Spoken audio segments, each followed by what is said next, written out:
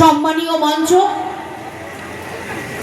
আজকে বাগদা বিধানসভার হেলেঞ্চাতে এই মাঠ প্রাঙ্গণে যে সম্বর্ধনা জ্ঞাপন অনুষ্ঠানের আয়োজন করা হয়েছে, আমাদের এই পবিত্র মঞ্চকে সম্মান জানিয়ে আজকে আমাদের এই মঞ্চে উপস্থিত আছেন বাগদা বিধানসভার সম্মানীয় 3 মণ্ডল সভাপতি, আছেন পঞ্চায়েত প্রধানরা, আছেন পঞ্চায়েত সমিতির মেম্বাররা, আছেন এই ভারতীয় জনতা পার্টির এসসি মোর্চা, মহিলা মোর্চা, যুব মোর্চা, সকল মোর্চার সকল ব্যক্তিবর্গগণ এবং সর্বোপরি বুথ সভাপতি থেকে শুরু করে আমার সমাজের মানুষ, পাগল গোসাই সাধু, এখানে উপস্থিত এই বাগদার দূর দূরান্ত প্রান্ত থেকে আসা মানুষদের আমি নতজন হয়ে প্রণাম নিবেদন করি।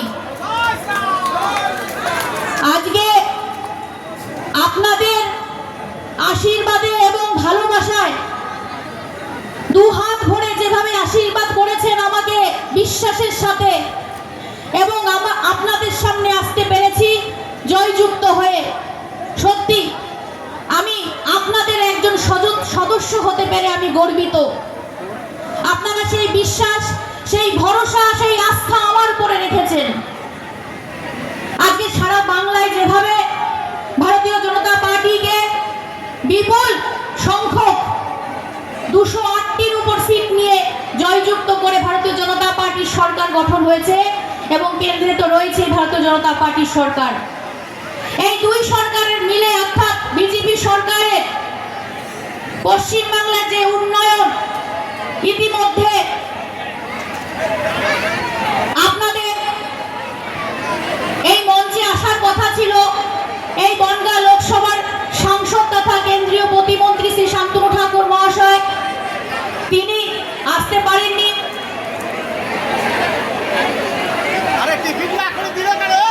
আমরা যথেষ্ট জায়গা দিতে পারিনি, তার জন্য আমরা দুঃখিত। জানি অনেক সময় হয়ে গেছে, অনেক ধৈর্য ধরে আপনারা বসে আছেন, তার জন্য আপনাদেরকে অসংখ্য অসংখ্য ধন্যবাদ জানাই।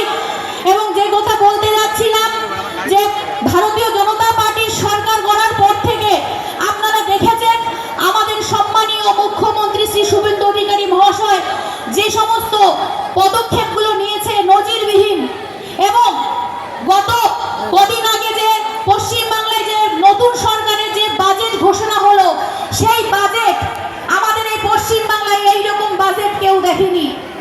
আমরা উন্নয়নের কথা বলেছি, আপনাদের ভোট নেওয়ার সময়, আপনাদের কাছে আশীর্বাদ নেওয়ার সময় বলেছিলাম যে বিজেপি সরকার যদি বাংলায় আসে তাহলে আপনাদের অনেক উন্নয়ন হবে।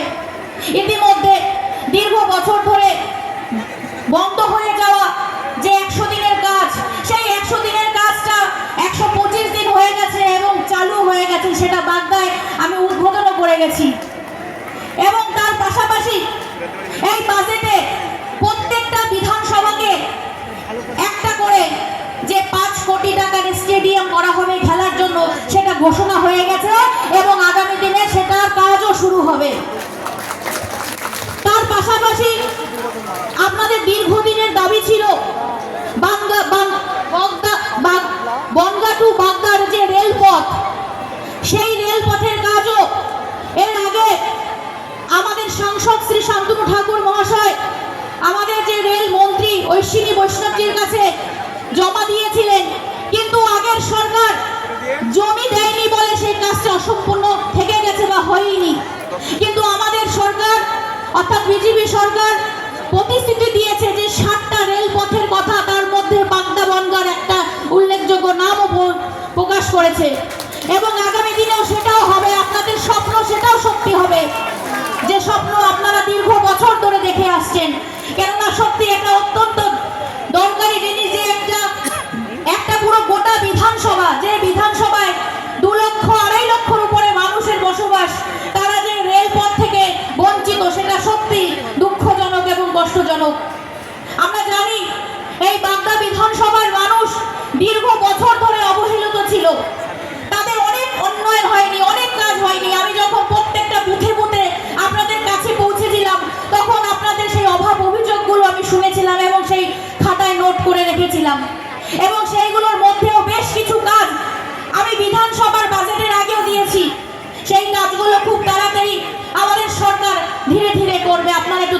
ধরুন। তার পাশাপাশি আপনাদের জন্য, এই মহিলাদের জন্য তো জানেনই যে অন্নপূর্ণা যোজনা ইতিমধ্যে চালু হয়ে গেছে, এবং আগামী দিনে যারা যারা ফর্ম ফিল আপ করেছেন বা করেননি তাদেরও আস্তে আস্তে ফর্ম ফিল আপ করবেন, আপনাদেরও টাকাও অ্যাকাউন্টে ঢুকে যাবে, নিশ্চিন্তে থাকুন। অন্নপূর্ণা থেকে বার্ধক্য ভাতা থেকে শুরু করে বিভিন্ন রকম, এই সরকার শুধু ভাতাতে বিশ্বাস নয়, ছেলে মেয়েদের শিক্ষিত করে তাদের জন্য সঠিক মর্যাদায় তারা যেন চাকরি পায় তার জন্য সরকার বলে এসছে, এবং বিভিন্ন যে বাজেটে পেশ হয়েছে তার মধ্যে অনেক অনেক চাকরি হওয়া ঘোষণা করেছেন, আপনারা সেটা জানেন। আশা কর্মী থেকে শুরু করে যারা বাড়ি বাড়ি অনেক কষ্ট করে, তারা দীর্ঘ বছর ধরে অবহেলিত ছিল, তাদের জন্য 5,000 টাকা করে এই সরকার বাড়িয়েছে। বিভিন্ন দিক থেকে এই সরকার চায়, মোদিজি চায় সবকা সাথ সবকা বিশ্বাস সবকা প্রয়াস। তার জন্য সবাইকে, অর্থাৎ নিচু শ্রেণী থেকে উপর থেকে শুরু করে সকলের যাতে সামাজিকভাবে তারা সবার জন্য উন্নয়ন হয় তার দৃষ্টিপাত করছেন। আপনারা জানেন নরেন্দ্র মোদিজি এই 12 বছরে সারা ভারতবর্ষের যে প্রকল্পগুলো এনেছেন তার নজিরবিহীন, ইতিহাসে এর আগে আমরা দেখতে পাইনি। এবং এই প্রকল্পগুলোর মধ্যে থেকে গরিবি দূর করার ব্যাপার আগামী 2047 সালে লিখে রাখবেন, এই ভারতবর্ষে কোনো গরিব বলে কোনো উচ্চারণ থাকবে না, কোনো গরিব বলে কোনো মানুষের নাম কেউ বলবে না। তাই আমরা চাই আমরা সেই সুবিধা পাই, কারণ আমরা দেখেছি দীর্ঘ 15 বছর ধরে এই তৃণমূল সরকার মুষ্টিগত তাদের মানুষদেরকে সুবিধা পাইয়ে দিয়েছে, অথচ অন্য যারা ছিল বিরোধীরা তাদের কোনো সুবিধা সুযোগ কিছু দেয়নি। আমরা যখন ছিলাম ভোট চাইতে তখন যে সমস্ত বাড়িঘর দেখলাম সত্যি আমার চোখে জল আসছিল, যে লোকের, যে মানুষের, যেই পরিবারের যে বাড়ি দরকার, ঘর দরকার তারা পায়নি, অথচ যে সমস্ত দোতলা তিনতলা বাড়ি তৃণমূলের চামচাগুলো তাদের ঘর বাড়ি সব হয়েছে। কিন্তু এই সরকার সেই দিকে দৃষ্টিপাত করে আগামী দিনে আপনাদের সেই সমস্ত দুঃখ দুর্দশা বুঝাবে। এবং আমরা জানি যে বাগদায় অনেক রকম, আমি সামনে যে আমাদের বিধানসভা আসবে, আমাদের 7, 8, 9 তারিখে আমাদের আবার বিধানসভা বসবে, সেই সভায় আমি আপনাদের বাগদার স্বাস্থ্য ব্যবস্থার উপরে নজর রেখে সেই সংক্রান্ত বিবৃতি, অর্থাৎ আমি সেখানে গিয়ে দাঁড়িয়ে কথা বলবো আপনাদের হাসপাতালের ব্যাপারে, যাতে আপনাদের হাসপাতালটা রুরাল ডেভেলপমেন্ট হসপিটাল হিসাবে স্থান পায়। আমরা জানি যে বিভিন্ন অসুবিধা হলে আপনাদের এখান থেকে বনগাঁয় যেতে হয়, তখন অনেক অসুস্থ রোগীও মৃত্যুর মুখে পতিত হয়। তো সব দিক থেকে যেভাবে বিশ্বাস রেখেছিলেন, যেভাবে ভরসা দিয়েছিলেন আমাকে, আমি আপনাদের সেই বিশ্বাস আস্থা রেখে আপনাদের সঙ্গে আপনাদের কিভাবে উন্নয়ন করতে হয় সেইভাবে আমি আপনাদের সাথে নিয়ে চলবো, এইটুকু আমি এক প্রতিশ্রুতি যেভাবে দিয়েছি আগামী দিনেও সেইভাবে দেব। এবং আপনাদের এই আশীর্বাদের হাতটা মাথায় থাকলে আমি আপনাদের সাথে থেকে অনেক দূর পর্যন্ত আপনাদেরকে নিয়ে আপনাদের এই বিধানসভার উন্নয়ন করতে পারবো। আমি সেটাও জানি যে আপনারা যেভাবে ভোটের চলাকালীন অনেক মানুষ আমাদের মধ্যে থেকেও শত্রুতা করেছিল, আমি তাদেরকে জোর গলায় বলতে চাই, তোমরা শুনে রেখো, কোন নেতা মন্ত্রী ধরে ভাবছো যে ঘুরে আবার আমাদের এই বিজেপির মধ্যে ঢোকার চেষ্টা করবে, ওটি আর হবে না, হতে দেব না।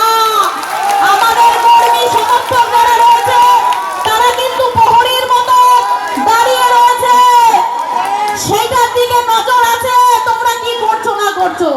যতই উপরে যাও না কেন কোনো কাজ হবে না, কেননা যাদের রক্ত, যাদের ঘাম দিয়ে আজকে ভারতীয় জনতা পার্টিকে আমাকে মাধ্যম করে আজকে বাগদা বিধানসভায় জিতিয়ে এনেছেন, আমি আগে তাদের সম্মান জানাই, তাদের আমি যাতে কি সুবিধা হয় সেই দিকটা নজর রাখবো।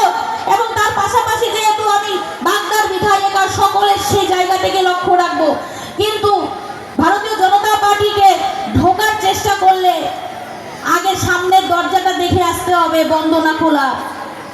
ঘুর পথে আসলে কিন্তু হবে না, কোনো কাজ হবে না, কোনোভাবে সেটা রাস্তা নেই, বলে রাখলাম পরিষ্কার করে আজকে এই মঞ্চে দাঁড়িয়ে। তো যাই হোক, আমি আমার কথা বেশি বাড়াবো না, এইটুকুই বলতে চাই, আপনারা এইভাবে আশীর্বাদ করবেন, কেননা আপনারা জানেন গুরুচাঁদ ঠাকুরের বাড়ির একজন প্রতিনিধি।